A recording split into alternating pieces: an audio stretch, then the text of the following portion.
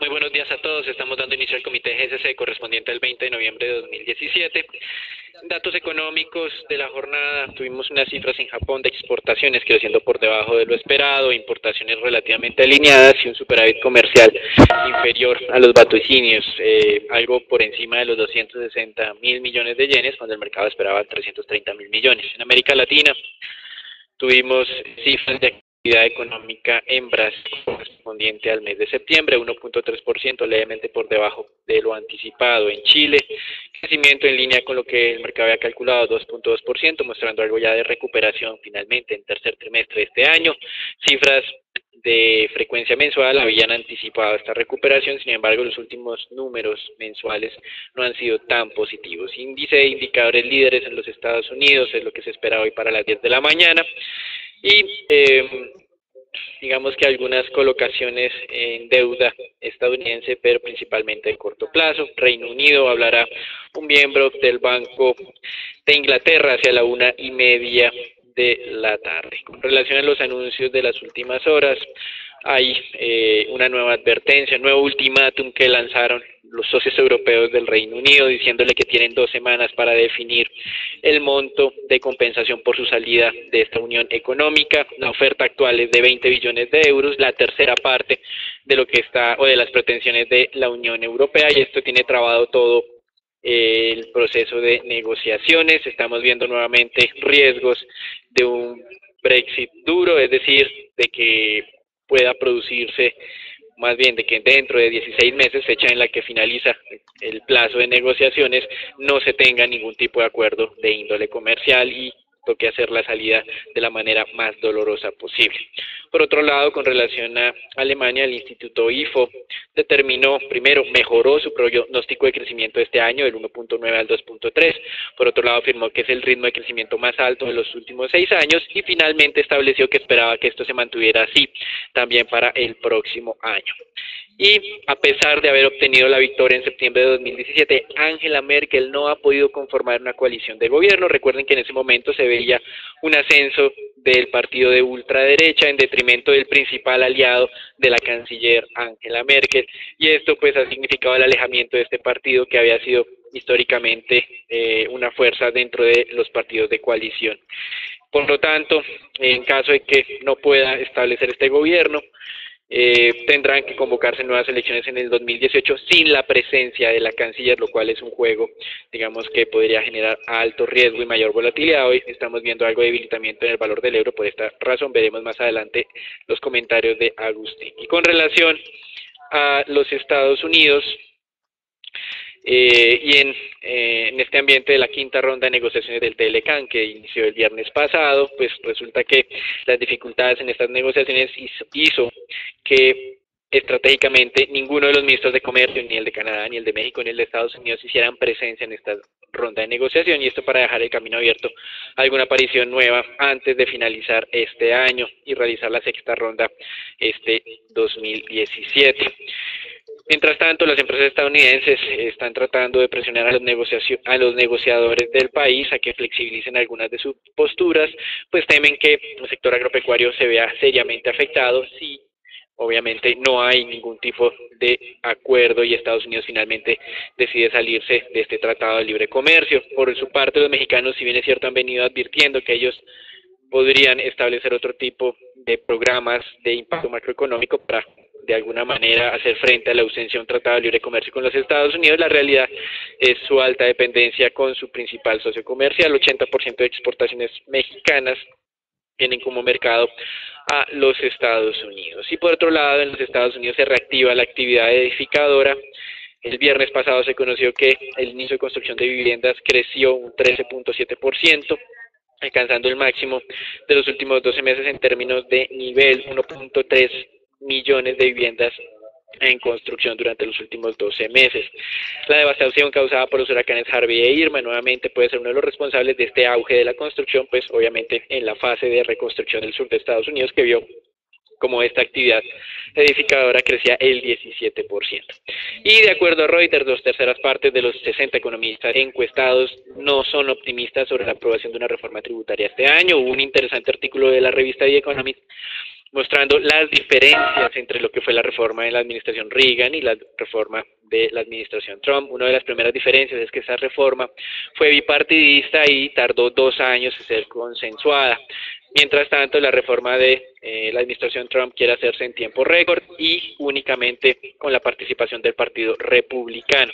Otra de las grandes diferencias, si no lo presentamos acá, es los beneficios de los recortes de impuestos iban mayoritariamente a la clase media y la clase de menores ingresos, y en esta reforma, de acuerdo a los cálculos de organizaciones no partidistas, la mayoría de los beneficios van para las clases de mayores ingresos. Por lo tanto, hay unas marcadas diferencias y que muestran en cierta medida la dificultad de la aprobación. Sin embargo, Goldman Sachs, por su parte, se mostró muy optimista con relación a la aprobación de la reforma para comienzos de 2018, cifró una probabilidad del 80% de esta aprobación. Aquí se ve una clara divergencia entre los que son los participantes del mercado y los que están ausentes de él mismo. Con relación a América Latina, dos noticias interesantes. Primero, pues las cifras de actividad económica en Brasil mostró un acumulado de tercer trimestre del 0.58%, superando las expectativas de mercado de crecimiento frente al segundo trimestre de este año de 0.34%. Es decir, las cosas en Brasil de tercer trimestre parecen un poco mejores a lo anticipado.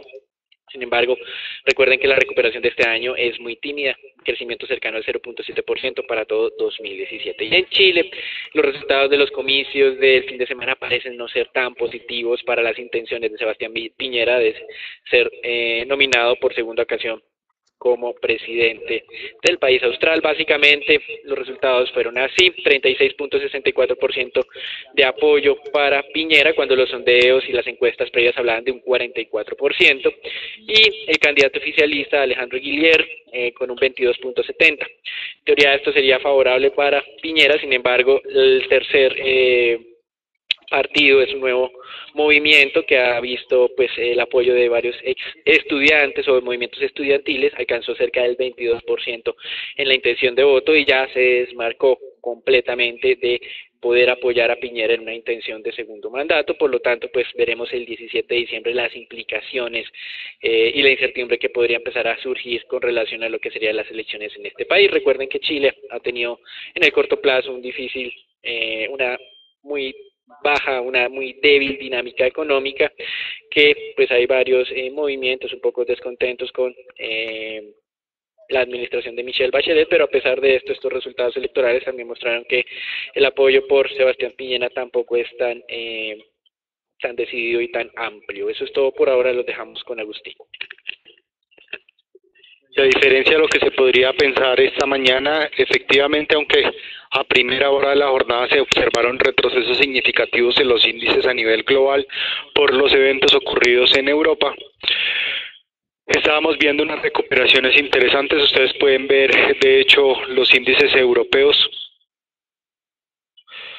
Los índices europeos como presentan números verdes: el IBEX 35 ganando cerca de 0.27%, Francia ganando cerca de 0.18% y Alemania ganando cerca de 0.13%.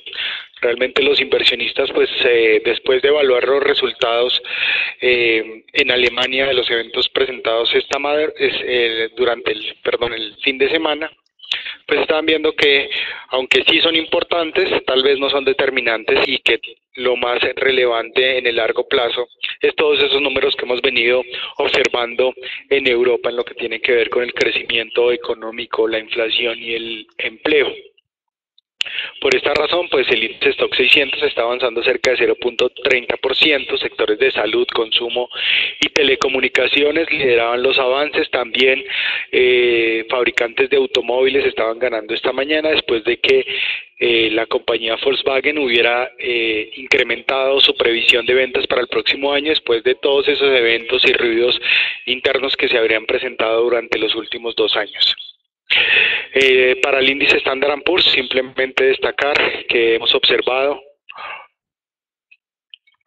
cómo esta zona de 2.580 puntos se mantiene fuerte. Simplemente destacar acá los avances que se habrían presentado también en los índices de futuros esta madrugada.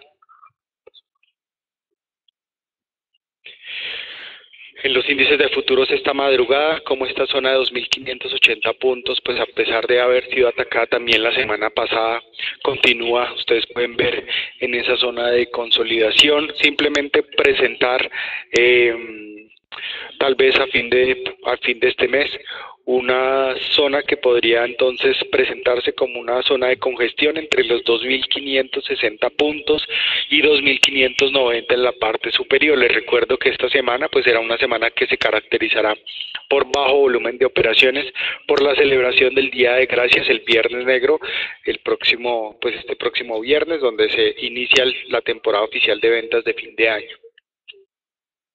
El mercado mundial de divisas, pues algunos avances importantes se habrán presentado en algunas monedas emergentes y algunas monedas también fuertes. Ustedes pueden ver esta mañana como el dólar neozelandés y la libra esterlina estaban ganando cerca de 0.24% después de que en respuesta a esas amenazas de la Unión Europea, pues Inglaterra hubiera manifestado que estaría dispuesto a tratar de negociar una salida un poco más leve de la Unión Europea, y por esa razón estábamos viendo esos avances del 0.24% en la libra esterlina. En cuanto a los impactos que se presentaron esta madrugada en el euro, tal vez una de las monedas que más estaban mirando el mercado, pues ustedes pueden ver, efectivamente apenas abrió el mercado ayer a las 5 de la tarde, se observaron unos descensos importantes en el euro, que cayó a cerca del 1.17%, al 1.17, dólares por euro, y ustedes pueden ver después de esto la recuperación tan significativa, después de, como lo mencioné anteriormente, los inversionistas evaluaran que es más importante entonces los datos macro de Alemania y los datos macro de la zona euro comparados con este evento puntual que podría entonces de alguna manera solucionarse en el corto plazo. Obviamente sí es una noticia importante y hay que monitorearla. Cualquier no acuerdo en Alemania es claro que sí afectaría en el mediano plazo el desempeño de la zona euro, pero por ahora simplemente vemos algo de tranquilidad en los mercados de monedas y en los mercados también de Europa. En lo que tiene que ver con el mercado mundial de crudo, simplemente destacar algunos avances que se estaban presentando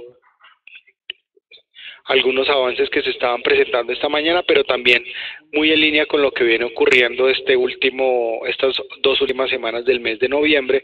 Simplemente queríamos presentarles el día de hoy un análisis que también habíamos presentado durante las últimas semanas en lo que tiene que ver con los avances del crudo de manera estacional. Ustedes pueden ver en el mes de septiembre se presentaron ganancias cercanas al 10%, en el mes de octubre a ganancias cercanas al 5%, y lo que se está analizando tal vez esta mañana son estos avances un poco más pequeños en las dos referencias WTI y Brent, donde tan solo se alcanzan avances cercanos al 2.5%.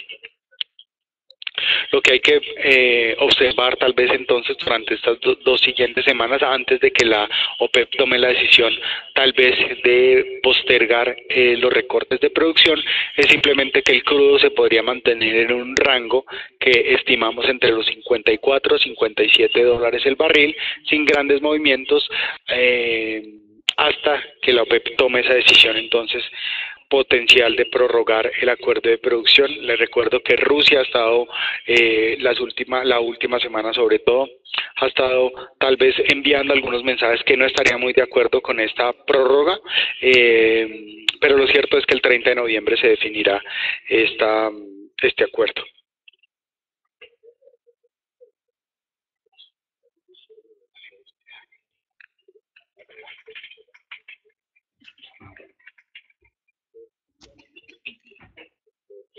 Gracias, Agustín. Con relación a los mercados de renta fija, estamos observando una relativa calma en los mismos, tasas o variaciones no superiores a un punto básico frente a lo que fue el cierre del viernes pasado, exceptuando el mercado de Singapur y Portugal.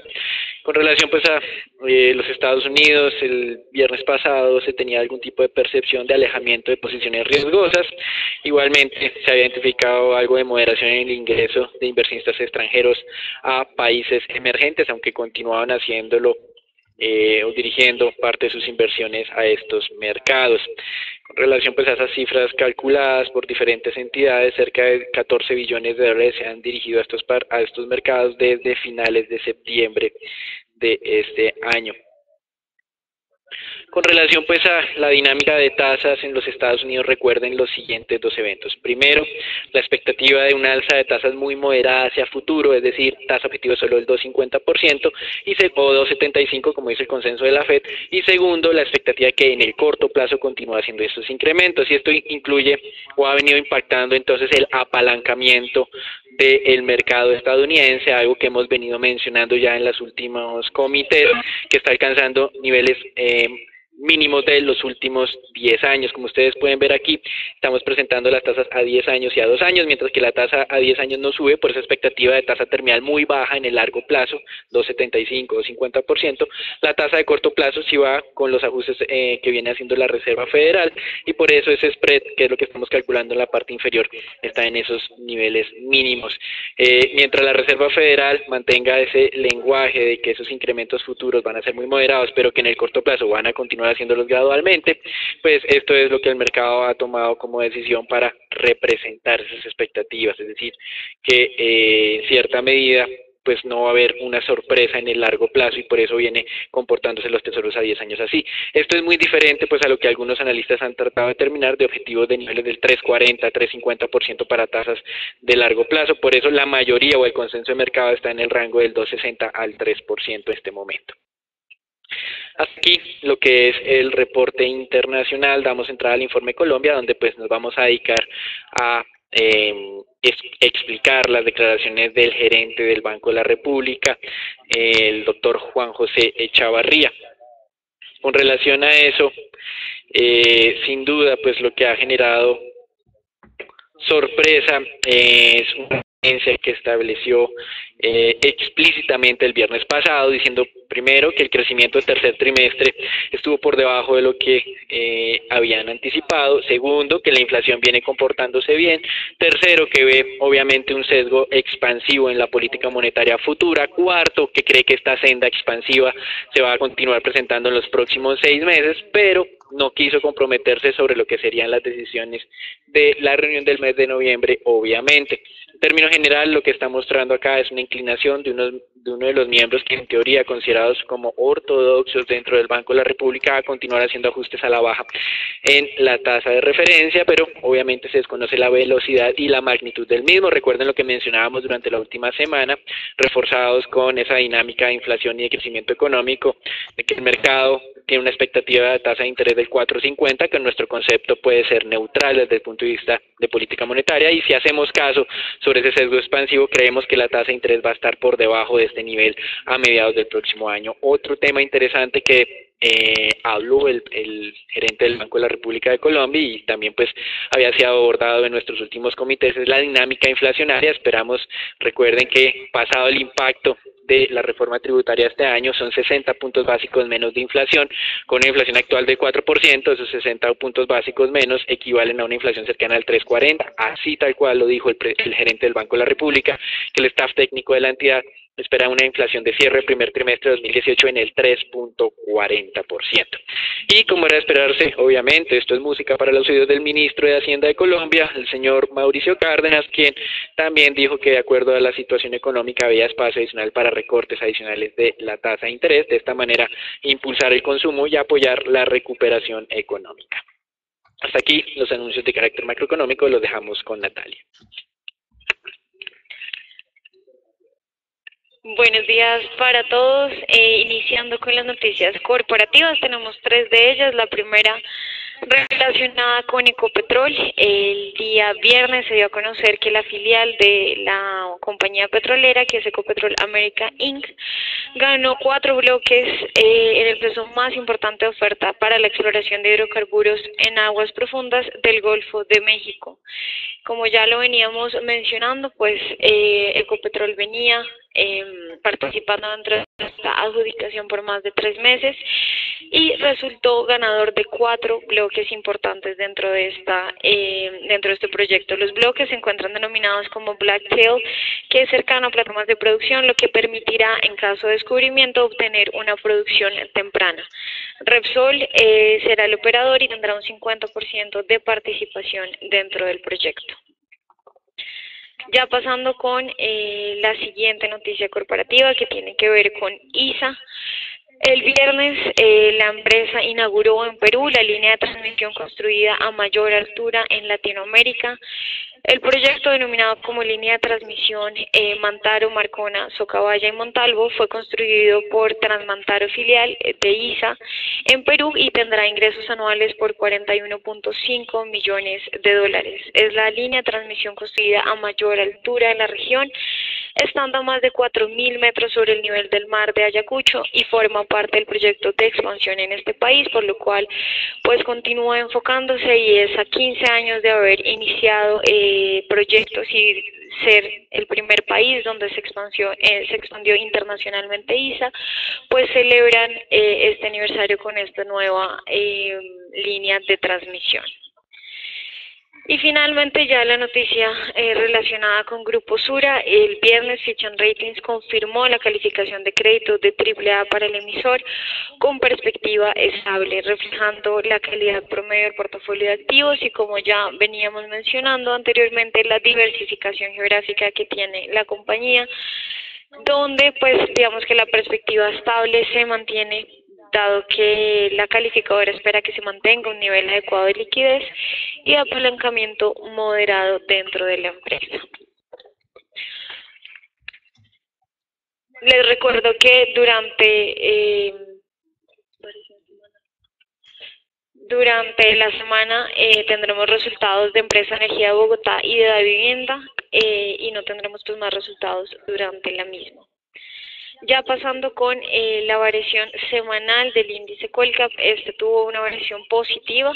Vimos que fue una semana con movimientos mixtos, pero donde digamos que se destaca un avance en Avianca del 6,68%. Veíamos que la acción pues ya ha recuperado algo de terreno de la caída que veíamos producto de las noticias fundamentales que afectaron la misma durante los últimos 2 meses, y ya vemos que se ubica sobre los 2.875 pesos con una primera señal de posible agotamiento y de recuperación de la tendencia al alza. La segunda acción que se destacó en avances fue con Concreto, con un avance del 3,05%, y en el terreno negativo se destaca Promigas con una caída del 4,88%, ya borrando un poco de los avances que veíamos durante las últimas 2 semanas, donde había sido la acción con mayores valorizaciones, y Ecopetrol con una caída del 3,31%, que vemos pues ya es producto de ese retroceso después de haber alcanzado el nivel máximo cercano a los 1.850 pesos, y que va muy en línea con ese retroceso técnico que ya ubica la acción sobre los 1.750 pesos. Puntualmente ya en el índice accionario como tal, veíamos que el viernes no tuvo variación alguna, cerró sobre los 1.443 puntos. Como vemos, está atacando muy de cerca lo que sería la primera banda del indicador, por lo cual sería una primera señal de posible recuperación al alza y de agotamiento, pero les recuerdo que para confirmar una nueva tendencia al alza tendría que consolidarse por encima de los 1.450 puntos, y ya con esto sería confirmado lo que sería estas recuperaciones que ya hemos visto durante las últimas jornadas.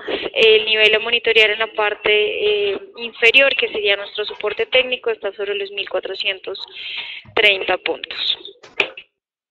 Ya pasando con el análisis de la acción de Celsia, el día viernes cayó un 0,6%, cerrando sobre los 4.620 pesos. Como vemos, la tendencia principal pues continúa siendo a la baja desde mediados de septiembre, pero por el momento la acción ha intentado recuperar algo de terreno. Vemos que esta subida después de haber pues, digamos que un rebote después de los 4.400 pesos, ya ubica la acción dentro del nivel de entrada ideal, cercano a los 4.600 pesos, pero que les recuerdo tendrá que ser monitoreado, dado que esta recuperación podría llevarlo a atacar los 4.800 pesos, que sería nuestra primera resistencia técnica para considerar un posible cambio de tendencia o digamos que avances mayores.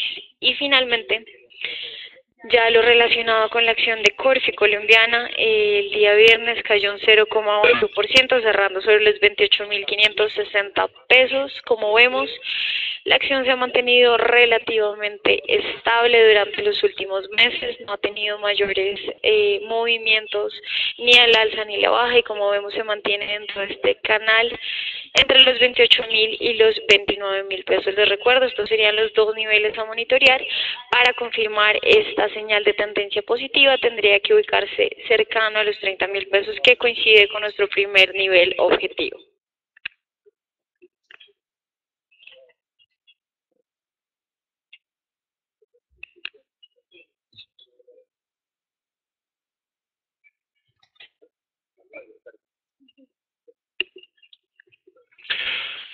Bien, en la jornada anterior se negociaron 1.140 millones de dólares, el tipo de cambio cerró a 3.001, esta mañana simplemente podemos ver cómo el tipo de cambio abre cercano a la zona de control sobre los 3.012 pesos, oportunidad para la toma de posiciones cortas, cautela si llega a presentarse una consolidación arriba de la zona de los 3.018 pesos por dólar. Los títulos de tesorería del 2024, después de haber presentado una señal de tendencia bajista desde el 16 de noviembre en el 6.37%, los títulos de tesorería cerraron el viernes sobre el 6.32%. Durante la mañana de hoy estamos viendo cómo se mantiene esa tendencia bajista, títulos abriendo sobre el 6.30 o operando a esta hora de la mañana, 8:29 de la mañana, sobre el 6.31%, simplemente tener cautela con cualquier consolidación arriba de la zona del 6.35, lo que podría señalar un cambio de tendencia. Aquí damos por finalizado el comité del día. Pueden conectarse todos los días a las 8 de la mañana por transmisión en vivo en Facebook y Twitter. Un feliz día para todos.